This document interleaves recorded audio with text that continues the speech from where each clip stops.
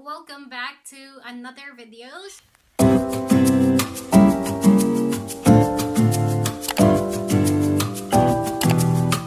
So this video guys is part 2 ng Alibaba na video natin, which is ilalagay ko dito sa description yung part 1 if ever hindi nyo pa yon napapanood. So yung part 1 is yung step-by-step process kung paano ba gumawa ng account kay Alibaba, information about sa suppliers, if scam, kung ano ba yung mga titingnan natin to make sure na hindi tayo ma-scam, about sa payments and all. So please check the video guys before bago nyo to panoorin, kasi this video will talk about sa shipments.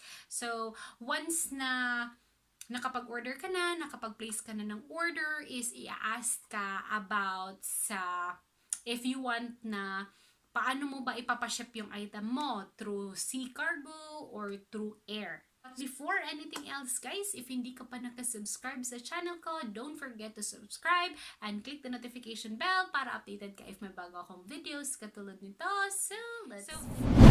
So yung options natin kay Alibaba is through air and then through sea cargo. So yung experience ko guys is nag-try ako na magpa-air kasi mas gusto natin na mas madali nating matanggap yung items natin. So sa air guys, it takes 1 to 5 days bago nyo matanggap yung item. So i-ask ka ni Alibaba sa exact address mo. Please make sure na nakalagay yung exact address nyo para at least madaling malocate yung location nyo. And you don't need to worry kasi tatawagan naman kayo bago i-deliver yung item. And if ever hindi accessible yung location nyo, is merong place or merong warehouse si Alibaba kung saan nyo pwedeng makuha yung item. But most of the time is i-deliver talaga nila yung item. And sa experience ko guys, sobrang mahal ng air. Hindi ko alam kung paano ba nila mineasure yung pagpapadala. Basta yung items ko is like, hindi siya masyadong malaki na box, pero yung nabayaran ko guys is almost like 2K sa shipping itself. Mas malaki pa yung binayaran ko sa shipping kaysa sa actual na item na binili ko. Kasi yung actual na item na binili ko is worth like 800 plus lang. But it's okay, at least na-try ko.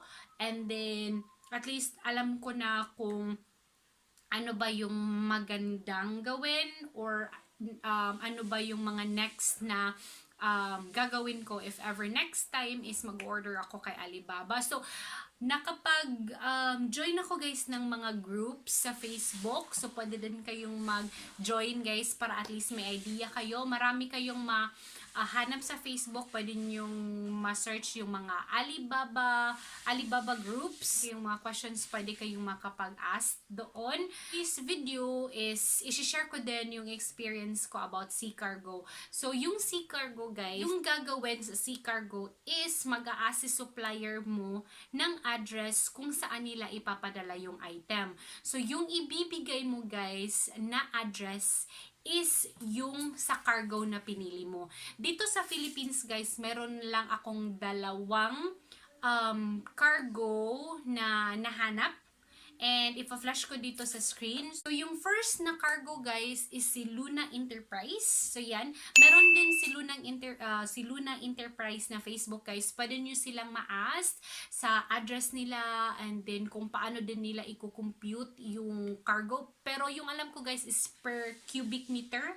And then, sa per cubic meter guys, marami ka na talagang mapapadala. Like, ilang box na yung maipapadala mo. But you don't need to worry kasi pwede nyo silang i-message anytime para at least pwede mong sabihin ito yung box or ito yung size ng box na ipapadala ni supplier, magkano po yung amount na to. And then, yung supplier mo din guys is pwede mong i-contact sa Alibaba, then mag-ask ahead of time kung measurement ng box, ilang centimeter, or gaano kalaki, para at least may idea ka na, para at least pag message mo kay Luna Enterprise, sabihin mo na ganito kalaki yung box na na ipapadala, magkano yung amount or magkano yung shipping fee. Meron ka ng idea, guys. And then, just message their page. Yan. Si Luna Enterprise. Don't worry, ilalagay ko din yung link sa description box sa baba, guys. Para at least i-click nyo na lang and then pwede nyo na silang ma-ask. And then yung location nila, guys, is sa Manila. So if you're from like Leyte, katulad ko, I'm from Leyte, is sila na din yung magpapadala sa inyo. But additional charge na din yun. But sobrang mura lang, guys. And another, or yung second na cargo is Strut Squad. I think Strut Squad. But ipa-flash ko na lang dito sa screen, guys. From Manila din sila. And then meron din silang warehouse doon sa China. And then pwede nyong i-ask yung address ni Strut Squad. And then yun yung ibigay nyo sa supplier nyo kay Alibaba. So, yung items nyo is papadala na lang doon sa warehouse ni Strut Squad, which is located sa China. And then, si Strut Squad na yung mag-ship pa Philippines. So, ito yung mga makikita nyo, guys. Yan yung mga cargos. Yan, di ba? Malaki siya. Kaya mas nakakamura ka, guys, kasi maramihan siya. So, hindi lang ikaw yung nagpapadala. Marami kayo and ilalagay siya sa container van or hindi ko alam kung anong tawag, basta yan. And then, yung estimated time, guys, is 10 to 15 days, but there are times na mag-exceed kasi magdedepende kasi siya sa volume ng cargos na ipapadala dito sa Philippines. Hindi naman kasi pwede na yung items mo lang yung dadalhin nila dito, hindi. Kaya nga, merong options, either sea cargo or air. So, if nagmamadali ka, you can choose air. But if hindi naman, willing to wait ka, like 15 to 30 days, then I suggest na sea cargo ka na lang. Kasi mas nakakamura ka.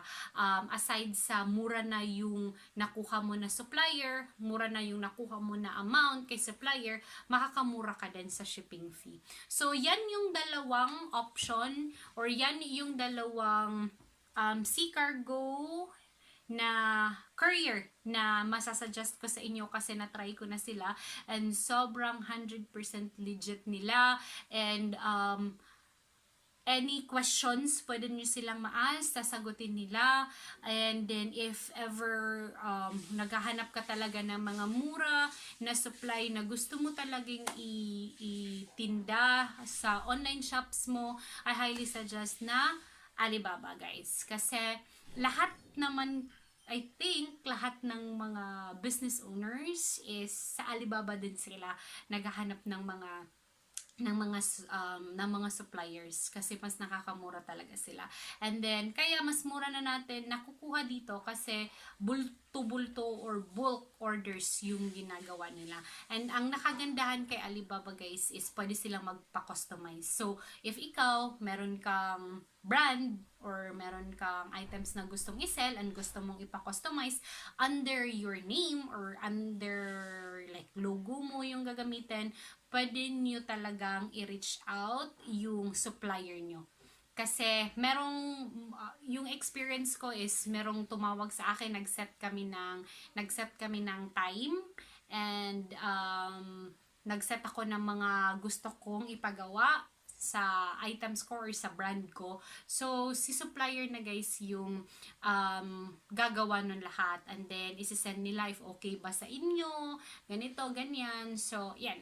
So, I hope, guys, na makatulong tong video na to. I know marami sa ating gusto na mag-business. So, if gora ka na sa risk na gusto mong mag-order ng maramihan. But hindi naman siya kasi risk case kasi si Alibaba is sobrang legit niya. And then, meron din trade assurance. So, hindi ka masascam and all. So, yan. So, if gusto mo talaga na bultuhan na, guys, maramihan na kasi marami ka ng orders and gusto mo talaga na mas malaki yung profit or yung margin mo, guys. So, I highly suggest Alibaba. So, I hope, guys, na nakatulong tong video na to. If you have questions, feel free to message me sa mga social media accounts ko. Try ko talaga yung best ko na makapag-message sa inyo. And then, in regards as well with the cargos, yung mga cargos natin guys. If meron kayong questions sa kanila, feel free to message them kasi nagre-reply talaga sila guys. So, don't forget as well to like this video guys, comment down below if meron kayong mga questions and all. And don't forget to subscribe to my channel and click the notification bell para updated kayo ng bago akong videos katulad nito. So, bye guys! See you next vlog!